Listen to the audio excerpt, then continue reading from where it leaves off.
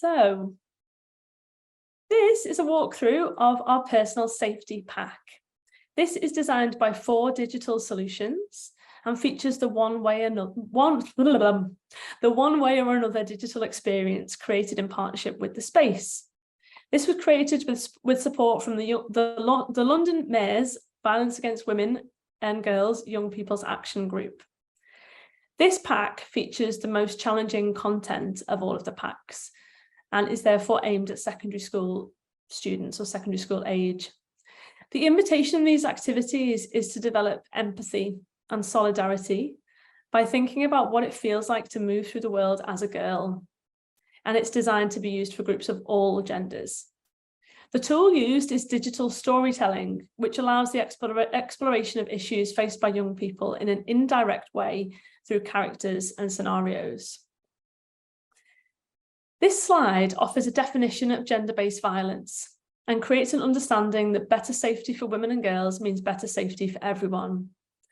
It's important to try to be clear about this being the topic for today and to avoid letting discussions become bogged down in any kind of whataboutery, such as not all men, when is International Men's Day, boys are victims of violence too, and these kind of counter-questioning things.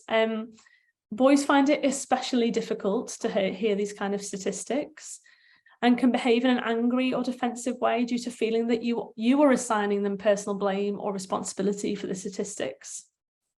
Our advice is to always be curious and open-minded about their feelings. Listen to them.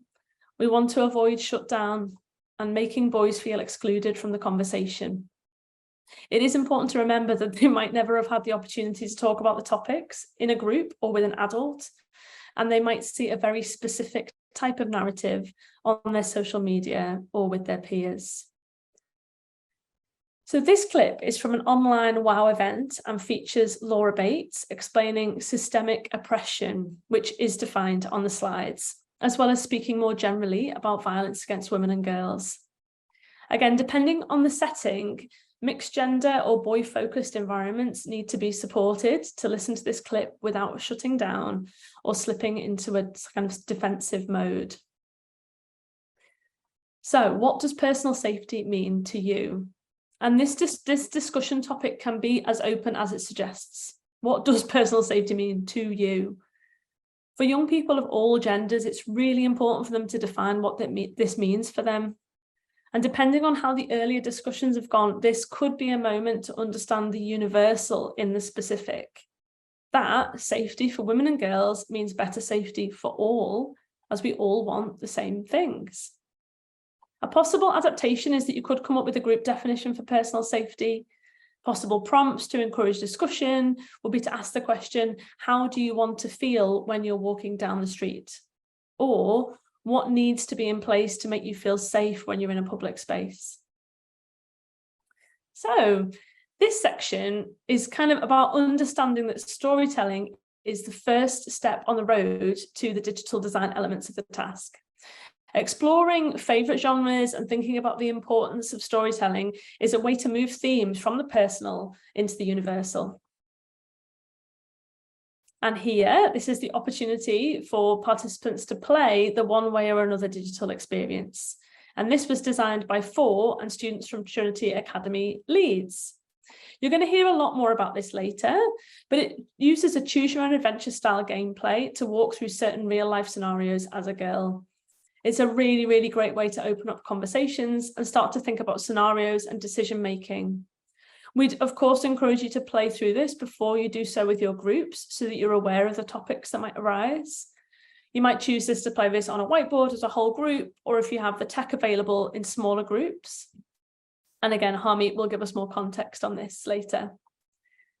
During this activity, it's important to focus on the behaviour of the person doing the abuse, often referred to as a perpetrator, as they are responsible for their own behaviour.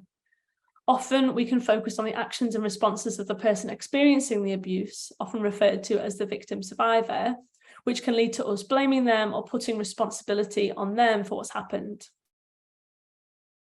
So in this activity, we asked the young people to look at some new scenarios. So these don't exist in the app. These are brand new scenarios.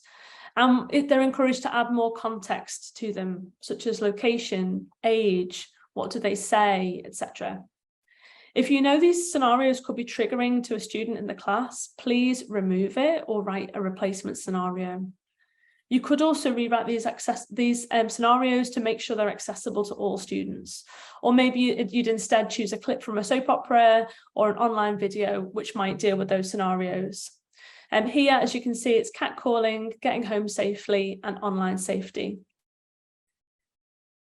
So students here are then invited to start to think about their own scenario. It's really encouraged to think about real life statistics, if it's appropriate, but to also really dig into the empathy of what possible choices exist and what they or others might actually do. It's also encouraged to research signposting organisations, as well as positive things that men and boys could do. As well as clarifying questions about the storytelling aspect of this task, it's essential to explore different ways a young person can safely respond. For example, what actions could the characters in their story take without endangering themselves? There are many suggested examples inside the session guide PDF, which provide those possible actions and signposting. The design of the scenarios can be paper-based, using the printable worksheet, and you can download them when you kind of get into the pack link, or you can complete them via discussion and feedback with the group. It's very important when thinking about digital design to include some context and discussion around online and offline self, including signposting and support. And this is a great moment to link in with any other local campaigns or in-house support you might be able to offer. Normalizing these conversations around the digital self and having them frequently is incredibly important to support young people to navigate the many pressures that exist in the digital space.